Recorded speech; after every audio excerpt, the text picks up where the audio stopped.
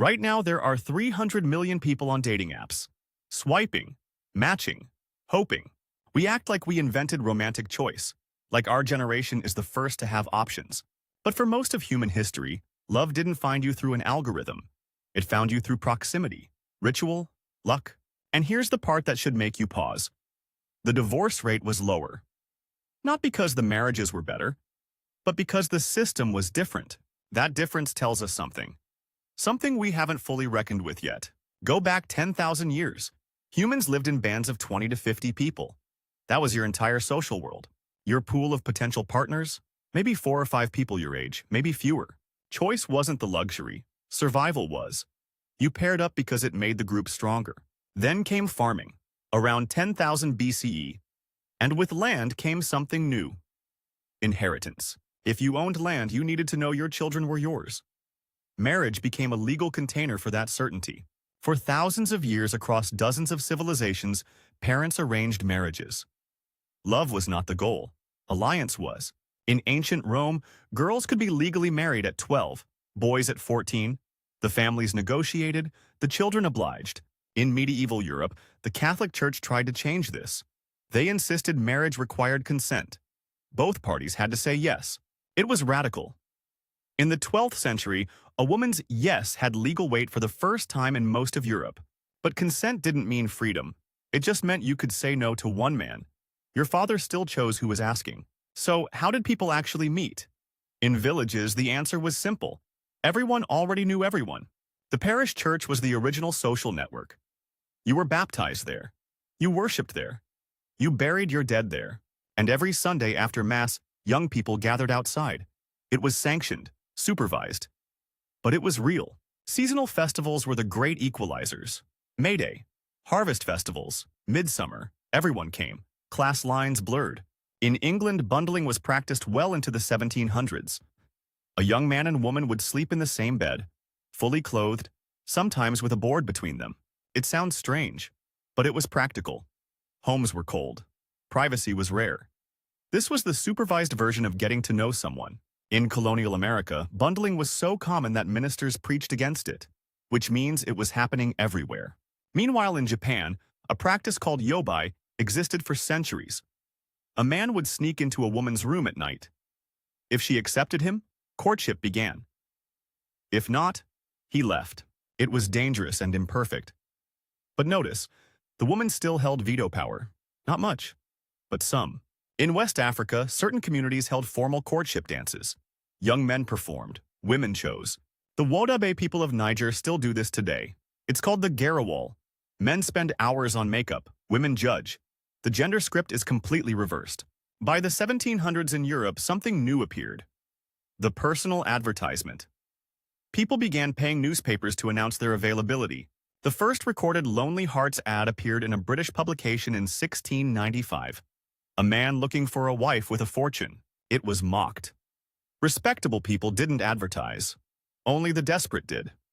Sound familiar? For centuries, the matchmaker bridged the gap. In Jewish communities, the shadchan. In Chinese communities, the mirin. In Japan, the nakodo. Every culture had one. The matchmaker was part therapist, part private investigator, part salesperson. They knew every family's secrets, every daughter's dowry, every son's debts. They charged a fee, usually paid after the wedding. Their reputation depended on the match lasting. That incentive structure mattered. They weren't just selling a date. They were staking their livelihood on the marriage working.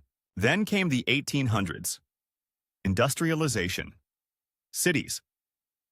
For the first time in history, millions of strangers lived within walking distance of each other. The village model collapsed. You no longer knew your neighbors. The church lost its grip. The matchmaker couldn't keep up. Victorian England invented a new system, the calling card. A man would visit a woman's home, leave his card, and wait.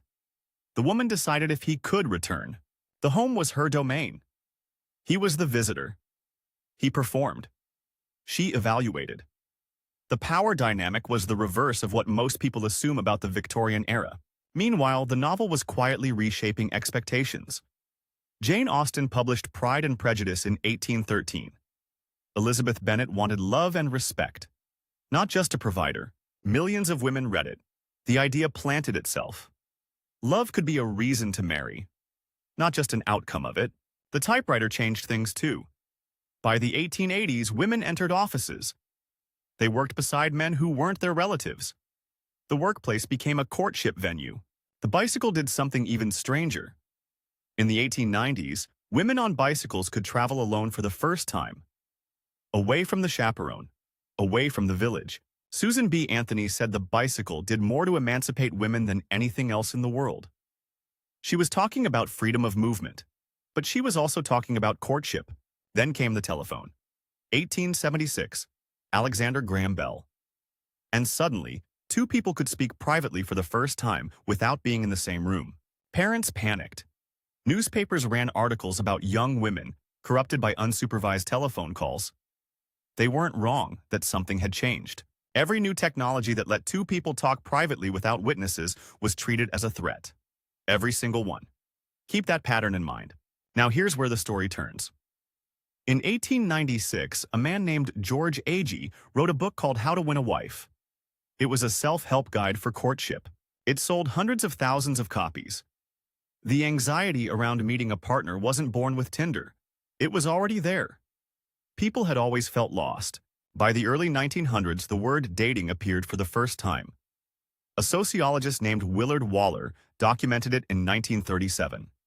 Young people were going out, to movies, to dances, on their own terms. But dating wasn't freedom either. Waller noticed a harsh social rating system. Popularity determined your worth. The wrong date could destroy your reputation. World War II scrambled everything. 16 million Americans mobilized. Couples married fast before deployments. Strangers became intimate under pressure. After the war, the suburbs bloomed, and something strange happened. Courtship moved indoors, into living rooms, away from public spaces. The car made it worse, or better, depending on your view. The back seat became the most unsupervised private space in American life. In 1965, a Harvard social psychologist named Zick Rubin started measuring love scientifically. He wanted to know, was romantic love even real, or just infatuation? He found that it was measurable. He could predict, with some accuracy, which couples would stay together. His three components: attachment, caring, intimacy. Meanwhile, Lonely Hearts ads had moved to magazines, then to video dating services in the 1970s, then to the early internet in the 1990s. In 1995, Match.com launched. The press called it dangerous, predatory, a place for liars and criminals. Sound familiar? By 2012, 1 in 6 marriages in America began online. The dangerous thing had become the normal thing. Tinder launched in 2012. By 2014, it was processing 1 billion swipes per day. The speed of courtship had changed completely. But here's what the data started showing. People on apps weren't pairing up faster. They were choosing less.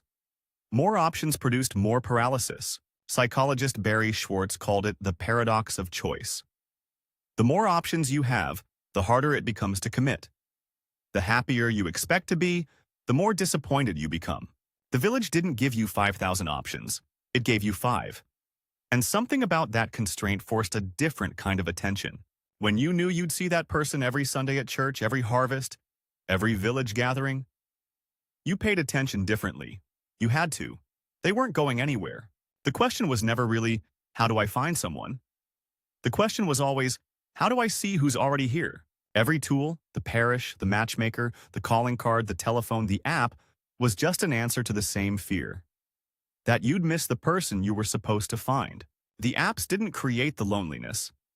They just made it visible, and countable, and swipeable. The fear was always there, waiting in every village, every ballroom, every Sunday morning pew.